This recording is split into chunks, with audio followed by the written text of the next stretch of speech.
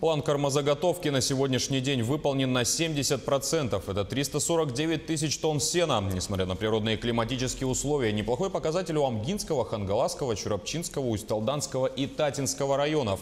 Там сезонный план выполнили на 70-80%. По-прежнему сложная ситуация по заготовке сена остается в Аймяконском, Горном и Намском районах.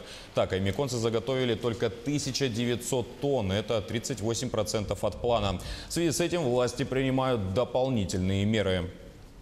Дополнительно было приняты меры по предоставлению субсидий на транспортировку 140 тонн комбикормов и сенных рожа в Аймяконской области.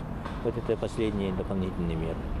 До этого дополнительные меры это были выделения 22 миллионов рублей, где организовывается мобильная бригада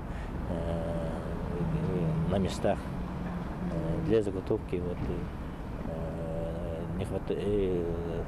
дополнительных объемов сена.